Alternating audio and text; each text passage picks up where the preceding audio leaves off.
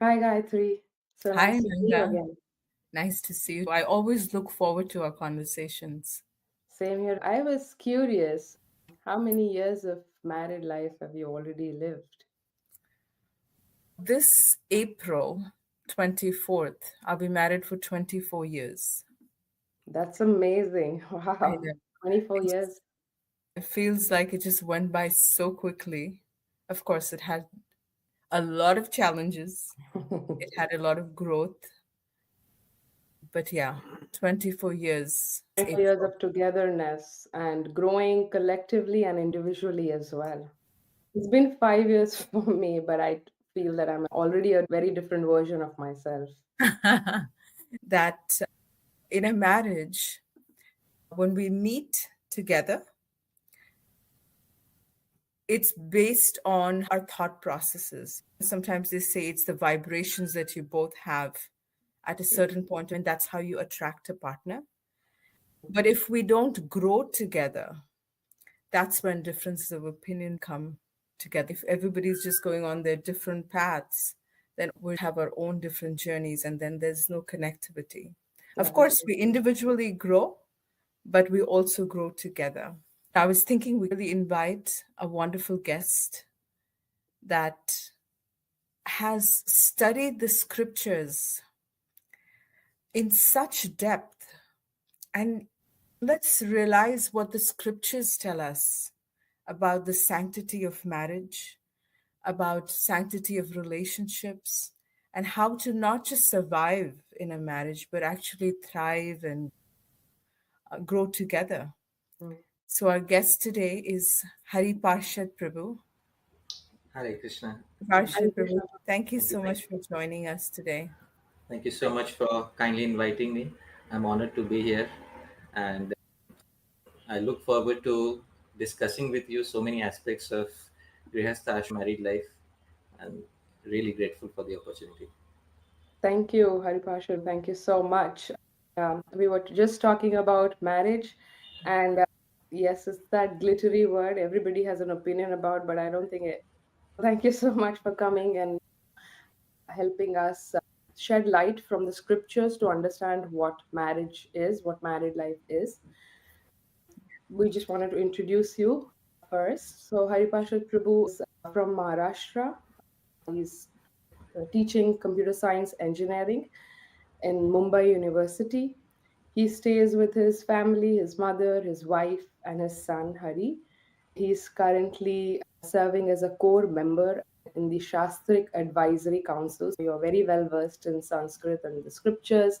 You studied Sanskrit grammar in your childhood in a very traditional way and came into ISKCON in 2001. You've been performing services like helping college students and helping in book distribution and other activities as well. With that, Prabhu, we would like to have you start with what are your opinions on what really is married life? Like, especially someone who's young. These days, like I have a younger brother who he's looking for a match. Right. And on one end, he people say that marriage is end of freedom, and some people, and then in this age of, again, I'm learning these Gen Z terms like swipe right culture. What's the need of marriage? What does Dharma say, and what is married life about? Right. So, regarding marriage, uh, traditionally, at least since 200 or 300 years, many of us have been fed the philosophy of romanticism, and romanticism tells us that your life is incomplete until you find the one who'll complete you. Driven by this philosophy, almost all the movies, drama, theater in the past 200 or 300 years has been oriented towards telling people that all they need to do is go out and find the one. And once you find that one perfect person, your life is successful and you live happily ever after. But So much just so much on pressure. that one person. The movie ends at marriage, Hmm. and you're never shown what happens after that. 10 years later or 15 years later. So we need to understand why a particular person would want to get married, and what are the traditional reasons for getting married. The traditional reason for getting married is specified by Sri Chaitanya Mahaprabhu himself, because when he wanted to get married, his thought process was na griham grihamityahur. I'll share my screen. He specified his direct reason for entering into married life. His reasoning is the reasoning given by traditional Vedic scriptures. He quoted a verse, and here is the verse where he is Sri Chaitanya Mahaprabhu saying, Na griham griham ityahur grihini griham uchyate taya hi sahita sarvan purusharthan samashnute. He said, merely a house is not a home. Four walls you cannot call a home, because it is the lady of the home who gives a home its meaning. And if one lives at home with his wife, together they can fulfill all the interests of human life. Beautiful. This verse is the reason why Sri Chaitanya Mahaprabhu decided to get married. He said, without a wife, Chaitanya Mahaprabhu considered there is no meaning to household life. Thus, he decided to marry. In human life, there are four main goals. These main goals are dharma, which is roughly translated as religiosity, Hmm. artha, which is translated as economic progress, kama, often translated as material desires, fulfillment of material desires. But kama, actually, a closer translation would be fulfillment of all of one's creative tendencies. And moksha is ultimately getting out of the cycle of material existence. Hmm. The Grihastha ashram especially is meant for the first three: dharma, artha, and kama. And Sri Chaitanya Mahaprabhu specified that if one has a spouse who is like minded and very favorable, then they can fulfill all goals of life, even the fourth goal of life, that is liberation. But especially the first three goals of life, which is dharma, artha, and kama, together executing religiosity, together achieving economic progress, Hmm. and together fulfilling material desires. So, this is the purpose of married life as it is given in Vedic literature and as specified by Chaitanya Mahaprabhu. That is so beautiful, Prabhu, because oftentimes we think that sometimes in some parts of the world, it's felt that the woman really does nothing. She just comes in and she's a dependent. And in the other parts of the world, it's felt like the woman just has to work and contribute financially. So in different parts of the world, there's different definition. Correct. But over here, no matter which part of the world you are, you do see women as natural caregivers, natural decorators, people that they love to create and expand, expansion.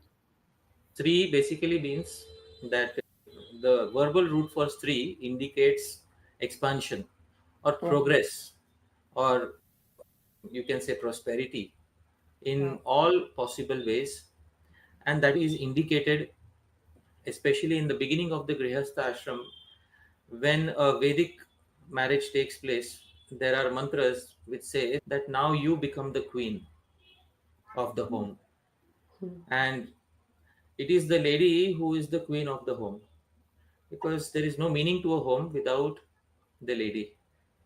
A man by himself cannot create a home. It's called a bachelor's pad. There's an You know, obvious difference in quality between four walls where bachelors are staying and a home which has the touch of a lady. But unfortunately, in today's world, homemaking is not respected enough, Hmm. because homemaking contributes to the immediate home but doesn't contribute to the economic system. And therefore, people look down upon homemaking and homemakers. The traditional viewpoint is that the lady takes control of the entire home, including the finances, and the husband cannot really make a decision regarding finances or regarding any aspect of household life without consulting the lady.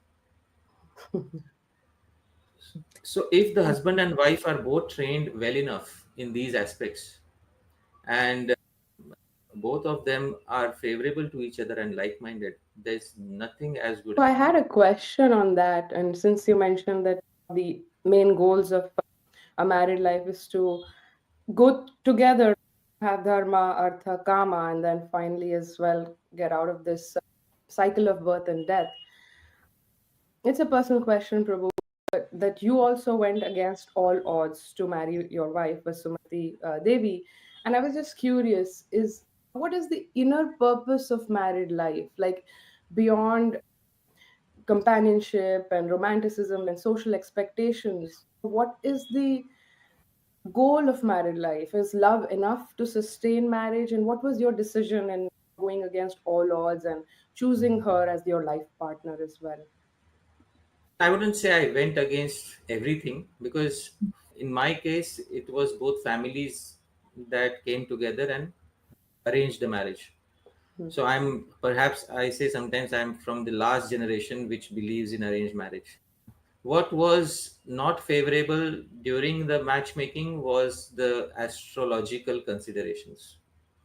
In my particular chart, the planets are placed in such a way, especially the placement of Mars, that it gives a lot of strength, it gives a lot of enthusiasm to execute things, but at the same time, it can harm one's married life, it can harm one's relationships, etc. Mars tends to make a person passionate, and that person, when they speak, you'll see the passion. When they do anything, you'll see the passion, and that energy can be very constructive, but if it is not channelized properly, it can be destructive. Okay. Therefore, my main reason for getting into married life was because I found someone who was willing, she had the same thought process, and her goals in life aligned with my particular goal in life. And because it's not that she didn't have other prospects, and it's not that I didn't have other prospects. We both had prospects when we were getting matched. She had prospects who were materially doing much better than me, but she chose to neglect everyone else and go ahead with myself, and I also chose to neglect everyone else and go ahead with her, because in her I felt that I can find a friend. And in marriage, it's very important to be friends first.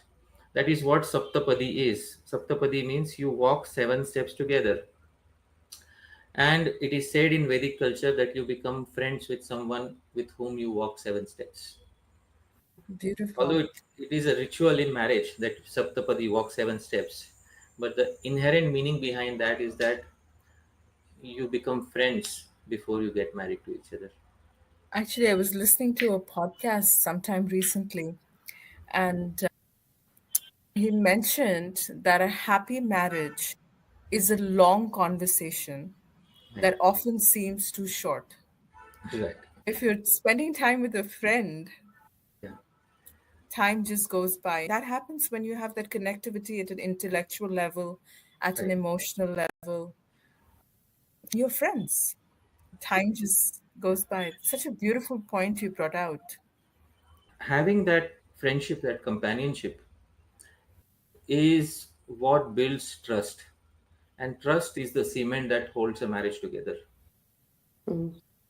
It's very important to have those open conversations and to learn to trust each other. This trust develops over time. Once you have that, there's nothing as good as it. It's beyond check boxes, like you said. It's like people nowadays make a list like my negotiables and my non negotiables, and it's good to have that list. But it's beyond that list. It's not just that list. If you are looking for someone who fulfills your criteria, we should try not to make a business deal out of a marriage, because life will pose many challenges wherein maybe one or more of your criteria may not be fulfilled. And what do you do? So the criteria is that both of them should be friends, and both of them should look at each other as friends. When there is equality as friends, then no matter if one person may not be able to live up to all the promises made, the other person will understand, because that is what friendship is all about. Yeah, friendship is about forgiveness. And I think marriage involves a lot of forgiveness, understanding, and moving on. Think Right, just move on. It's not, is it, if it's going to cost me my relationship, is it really worth? right. And marriage is also going to be the most difficult relationship of one's life. No other relationship is going to be as difficult as one's marriage. Together in a marriage, one can fulfill all goals of life. But there is also a statement which says that amongst all the anxieties that a human being suffers, the greatest anxiety is because of relationship between man and woman. And here is Sri Krishna himself saying of all kinds of suffering and bondage arising from various attachments. Now, none is greater than suffering and bondage arising from mutual attachment between men and women, and contact with those who are attached either to a man or to a woman. Suffering is for both of them. Yeah, In marriage, both people suffer in various ways, but there is no growth without suffering. We have to understand in life, you cannot grow unless there is suffering. You do True. not that's true. grow in your comfort bubble. So, if there has to be suffering, let there be suffering with a like minded person. Mm. Because there's so many people who say better not to get married And because I don't want to suffering for suffer. growth, Yeah, like a suffering for growth. cocoon. Yeah. Because there's so many people who say I don't want to get married if there's so much suffering, and then so many talks are given just to convince people that it's better to stay unmarried and not suffer. But those people don't understand that loneliness is another great suffering. They don't understand this thing. And you actually cannot grow unless you suffer through certain situations in life. There's no possibility of growth. And I would rather prefer to have maturity after suffering rather than be an immature person who never suffered in life. So that is how I look at it. That's true. And that's crucial in every aspect. Yeah, The beautiful example of a butterfly yeah, cannot come without the suffering of a cocoon. right. So a cocoon has to suffer for it to Yeah. evolve into a butterfly. And there are some people who say that staying single, or what they traditionally call brahmachari ashram, is Mm-hmm. free of that suffering. But that statement is completely false, because the very term ashram means completely, and shram means hard work. So you cannot have ashram without shram, and shram means hard work. And even in brahmachari ashram, there is tremendous suffering. Not only do you have lack of finances, because you cannot have artha and kam in brahmachari ashram, but at the same time you are faced with loneliness. The suffering that comes with loneliness is tremendous. That's true. So you can select your suffering, but the end result of suffering should be maturity in spiritual life. Beautiful. Everybody can choose their path of suffering. Right, What we're right. trying to use says that suffering definitely leads to maturity and growth. We're talking about the constitution of marriage and an Right. ashram, which is also going to involve suffering. Oftentimes we're asked, and we see, like you mentioned, that in the institution of marriage, the first three, Dharma, Artha, Kama, are completely satisfied. And then to some extent, you can also achieve moksha if you have a like minded partner. Oftentimes, we see among spiritual practitioners that their main goal becomes moksha. Right. And in the course, the other three are, I wouldn't say completely neglected, but the other three become like a burden. Right. And which I do understand, because moksha is definitely the most permanent goal. But at the same time, there's a lot spoken about the journey of marriage and the journey of actually evolving to the step of moksha. But that becomes a burden. And then over a period of time, I speak to practitioners and they say, I just feel like I just lived my life in a very shallow and unhappy way, which is not what marriage is about. If you can throw some light on. Oh, Yeah, I wonderful. also had the same thoughts, Prabhu, because I heard Mahatma Prabhu, and he was also saying the same thing, that do people use spiritual practitioners use married life as a springboard for practicing devotion, which is good, but it's not just jumping and then jumping off to moksha, like Gayatri was mentioning. We Right. have to go through the journey. How do Yeah. we make it relevant and connect with our partners on a spiritual level? This tendency of trying to quickly get out of married life so that you can achieve moksha, this tendency has been present even in some great souls in the past. For Hmm. example, when Sri Chaitanya Mahaprabhu met Sri Raghunath Das Goswami for the first time, Sri Raghunath Das Goswami said, I just want to quit. I have had enough of married life. I want to be your associate, and then my life will be perfect. And Sri Chaitanya Mahaprabhu gave him an instruction which is such an unconventional instruction.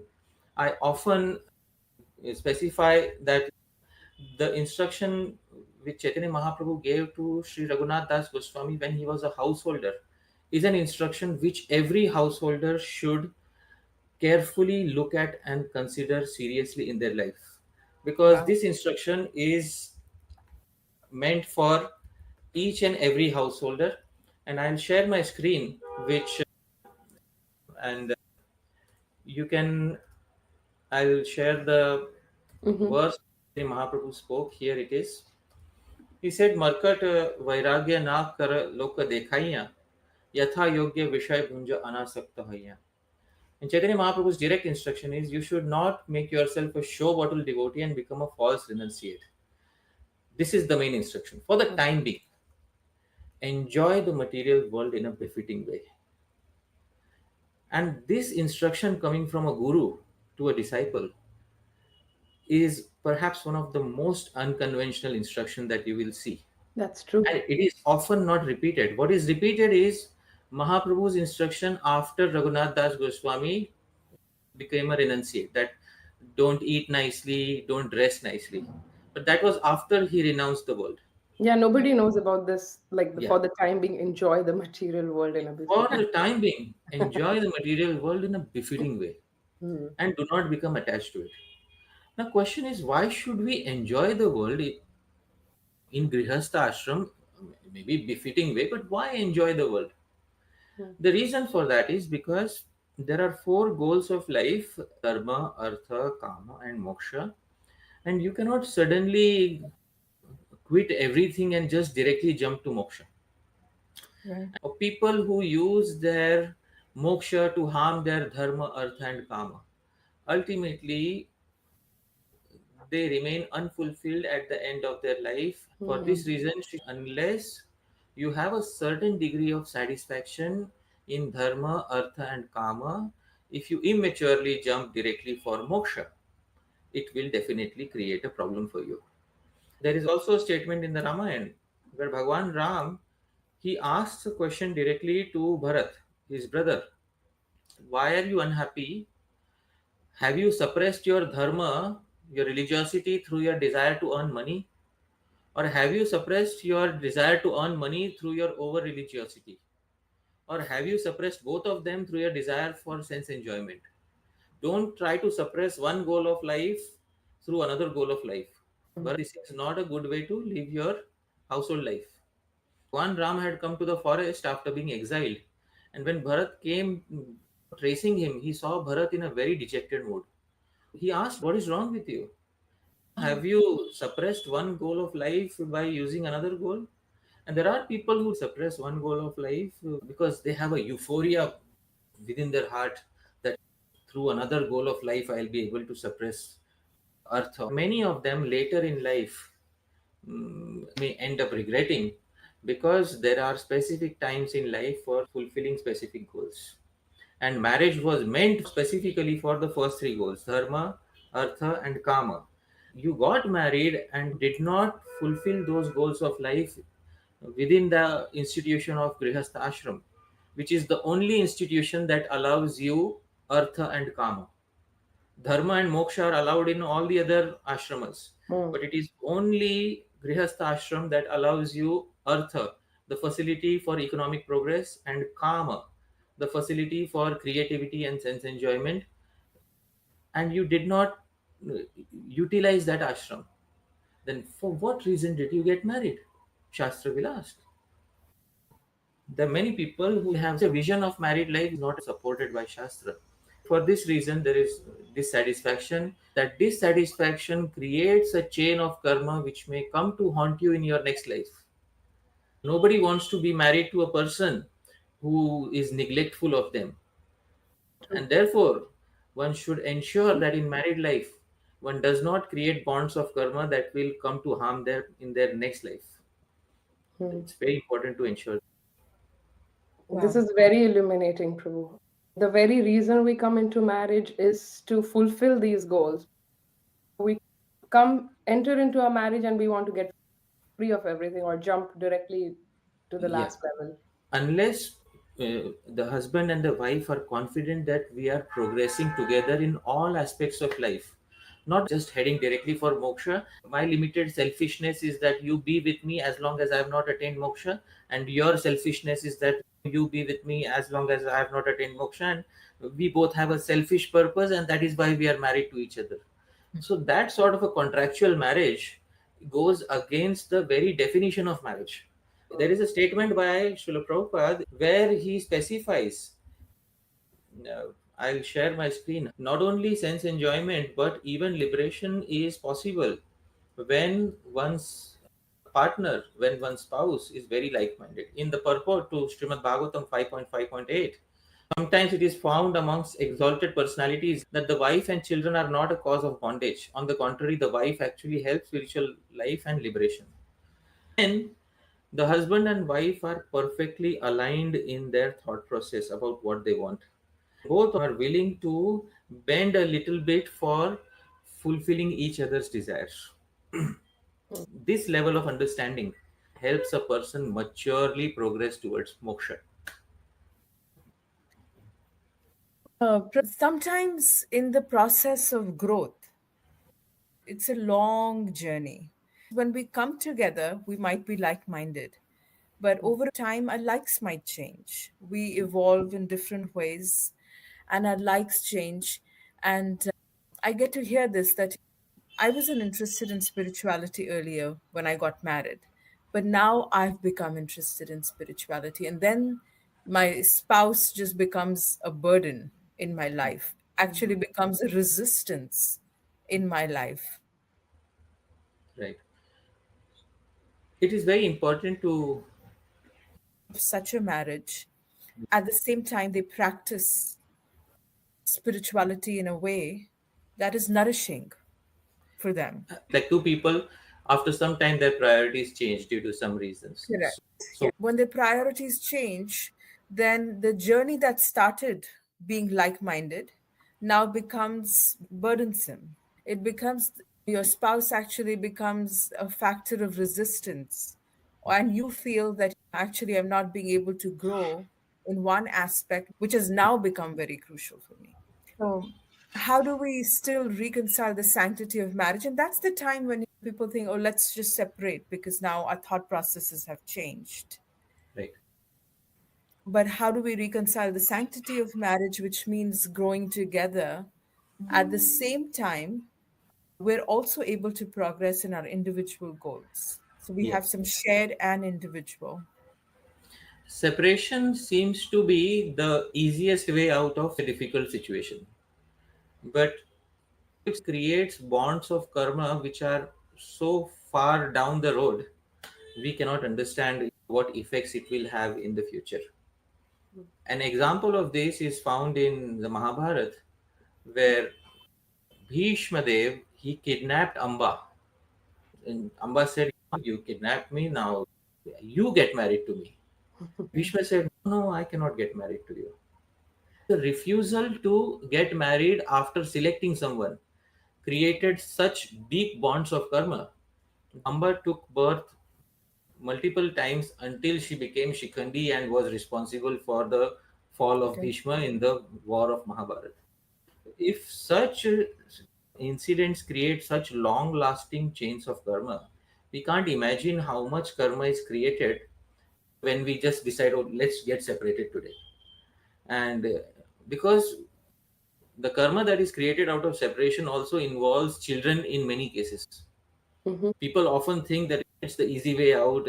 Children are affected because of parents separating, and somebody has to be held responsible for that, because karma holds people responsible for what they do, how they affect other people's lives. So that is also, although it seems to be the easy way out, it creates long lasting repercussions as far as karmic bonds are concerned. When two people get married, the ideal way to get married is when both of them have genuine love for each other. And love is a way, often misused term. The Sanskrit term is prema. And what is prema? Prema is the ability to sacrifice one's happiness for the happiness of the other person. This prema has to be on both sides, because unless both people have the mindset that I'm willing to sacrifice something for you, till that time it was not really love. Because love is not seen in the gifts that one offers or in the money that one spends for the other person. Love is actually seen in the sacrifice that one is willing to undergo for the sake of making the other person happy. That is what prema is. And this same type of prema, this same mentality has to exist also with Sri Krishna in the spiritual world, because there is no prema unless there is the desire to make Krishna happy even at the expense of one's own happiness. It is very important to understand that if we do not have the mindset of sacrificing something in order to give happiness to another person, then we did not really understand the crux, the foundation of a marriage. Because this relationship we cannot get outside in the world. You can get friends outside in the world. You cannot get marriage outside in the world just by walking on the street and talking to a few people. It's for many people it's one in a lifetime relationship, and they should understand that for this particular relationship I should be willing to sacrifice as much as possible, because in my marriage I have a trustworthy friend, a friend like nobody else. And if I cannot sacrifice certain aspects of my life for my dearest friend, then what am I doing? Even if somebody becomes a spiritualist and they have spiritual goals, they have to understand that the other person may not have those goals in life.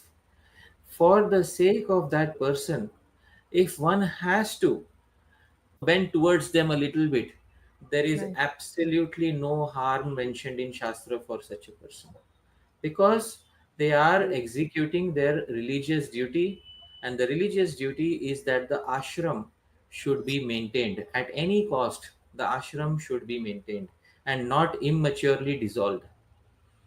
And at a certain age, let's say 50 or 55, both partners have the right to ask each other for permission. One of them may say, no, my goals have changed, now we are 50, we are 55, the time for artha and kama is over. our financial security is ensured. As a friend, I ask you, I would like to pursue spiritual life one pointedly, and my goals are now in a completely different direction. So, kindly give me the permission to pursue my goals because you see me as a friend. So, that is what you have 25 years, and in 25 years, your goals may change, but at least maintain it for 25 years. And then, if you feel that it's not working out at all, then in an amicable, friendly way, without dragging someone through the courts, make sure that the husband should make sure that the wife is properly taken care of financially. It is the husband's responsibility that the wife should be taken care of financially. There should not be any need for dragging her into the courts. It should be a mutual arrangement that it's 50-55 years. Now the time for Grihastha ashram is over, and our minds also have changed. But since you were my friend for so long, and you are my most trustworthy friend, I will ensure that you will not have a single anxiety for the rest of your life. But I need one permission from you, the permission to pursue my spiritual life one pointedly. So the husband can do this, the wife can do this. Both of them can do this. The culture gives you a window of opportunity if you have drifted apart. At least maintain it for 25 years. Very Beautiful nice. and Yeah. very practical way of dealing with a situation like this. You mentioned so much about trying to maintain at least the 25 years of marriage. But sometimes we come across situations when either spouse is abusive, and abusive to the extent of physical or emotional abuse, something beyond sustenance. Right. Does the Shastra explain something? Of course, we've given this understanding that it could be something from our past that we carry. But at the same time, how do we break this cycle of abuse? At the same time, we understand that this is, I am getting rid of my past karma, Right. but still, in a way, maintain the sanctity of marriage. Yeah. Any See the thoughts you would Yeah, the term abuse is different people define abuse in different ways, and the world today is oriented in such a way that people would love to become victims at any point of time in the day. So that is how the world works. And I saw recently an advertisement uh, on a website. It said, "Good morning, America. What are we offended by today?" So that's how the world works. So you need a reason to be offended every single day, and that's how the world is oriented nowadays. But especially in Grihastha ashram, the important thing is to understand that if one genuinely understands that this particular marriage was a terrible mistake, if somebody thinks like it was a terrible mistake and I had no say in this, or I didn't realize at that time what a terrible mistake this was going to be, I didn't check astrology, and I was just blind in love. And if it is impossible to continue uh, at all, then at least one should first and foremost think seriously about, will there be any future karmic repercussions of separation? Because an intelligent person will execute things in such a way that future karmic reactions are avoided as far as possible, because we are suffering in this life and we don't want to create suffering in the next life. So even if it comes to the point where the spouse is abusive, or the physical abuse is there, verbal abuse is there, separation should be done in such a way that it affects the children to the least possible degree, because the children are going to get affected when parents are going to get separated. It should be done only when staying together is more damaging for each other than separating. That is the litmus test. It should only be done when staying together is more damaging for both people and the kids rather than separating. Otherwise, one should not think about separation. If separating will create more problems in the future. So I've seen cases when parents get separated and to harass each other even after separation. Hmm. And when that happens, the children are dragged into it, and it creates so many bonds of negative karma for the future. A person thinks I'll get back at her for causing me so much suffering, and she thinks I'll get back at him for causing me so much suffering. In the process of getting back at each other, they don't realize that they are creating immense suffering for the future. So it's very important that even if you have to separate, the wiser person should make the separation as amicable as possible so that the future repercussions are minimized. That is what can be done in such cases. Prabhu, you lifted so many misconceptions about, especially for me, trying to understand that husband and wife are friends. Like, we always think we have one side of the understanding that husband and wife are like friend, the family is like a circle with God, Krishna at the center. But sometimes you lifted that misconception that, okay, it's not that we come together and we are like, okay, you go your own way, you go your own spiritual path, I go my own spiritual path, kids will just understand their own spiritual path. But it's like we are together and we are suffering, we are growing, we are not just being selfish about our needs being met, but we are serving each other. But what does God in the center mean then? Sometimes some ideas come to us from other religions. Mainly an idea which came from Christianity that God is the center of our marriages. It's a popular idea in Christianity that husband and wife, the union is sanctified by God, and therefore God is the center of marriage, which is very good. The Vedic idea is that Bhagavan is the center of all aspects of marriage, which is Bhagavan is in the center of Dharma. Bhagavan is also in the center of Artha. Bhagavan is also in the center of Kama. Because doesn't Krishna say in Bhagavad Gita, Dharma aviruddho bhuteshu kamosmi? I am that Kama. I am that sense enjoyment which is not against religious principles. So Bhagavan is also present within Kama. That is what Vedic marriage sees. Hmm. But unfortunately, when we take ideas in such a way that God is in the center, which means God is only in the dharma aspect of the marriage, is not in the artha or the calm aspect of the marriage. That is when mistakes are made. Hmm. Because a Vedic marriage, Hmm. Bhagwan is also present when the husband and wife are, as Chaitanya Mahaprabhu said, having sense enjoyment which is befitting them. I hope so. That is where Bhagwan is also present within a particular marriage. And if you see Bhagwan as being present in all aspects of marriage, then people will not have any issues with having Bhagwan as part of their married life. Hmm. Unfortunately, if you see Bhagwan as a policeman who's only policing your dharma aspect of the marriage and hitting you in the head when you are going for earth or kama, that is when people start developing negativities towards Bhagwan, and people don't want such a Bhagwan who is merely acting as a policeman and not helping them in the fun part of their marriage. Bhagwan is also present in artha and kam, and therefore the grihastha is allowed to earn artha, earn money, and spend it in a dharmic way so that Bhagwan is present in his acts of charity. And the Vedic marriage allows a person to have Bhagwan in the center of their kama, and that is how a Vedic marriage is complete 360-degree. Bhagwan is present in all aspects, and there is absolutely no shame or guilt associated with religious sense enjoyment within a marriage. Thank you. Excellent. I've enjoyed this conversation so much, Haripashit Prabhu.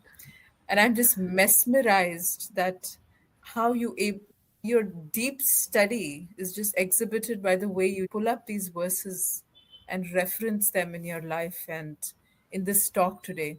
So grateful, not just for this conversation, but for your deep study of Shastra and for the maturity that you have developed from this deep study. It's not from one lifetime, definitely. Oh, yes. And it's going to help me in my married life as well. Thank you so much, I Prabhu. definitely have so many more questions, but I maybe we can have you again and speak on many other topics related to marriage, and maybe we can have your wonderful wife also come. Yeah, It would be so wonderful if Vasumati comes as well. Thank you Sure, sure. so much, Haripal. It's It's an an honor to honor. speak to both of you. Thank you so much. No, thank you for Thank you. sharing such wonderful gems Hare from Krishna. the Shastra, starting with the wonderful verse of reinstituting a woman's position within the house and in the life of how the transformation takes place, and then at the same time completing the 360 degrees of dharma artha kama within a marriage. You don't feel guilty now about Yeah, I love that. being married after you listen to this podcast and that explanation. I think it's So you feel complete understanding. So thank you. yes, Thank you so much. Shastra is complete and Bhagwan has made it complete as long as we are willing to understand Shastra as it is without adding or subtracting anything. I'm very grateful to both of you for kindly giving me the opportunity to speak something from Shastra. Hare Krishna. We would like to so have you back, Prabhu. Thank you so much. Hare Krishna. Hare Krishna. Hare Krishna.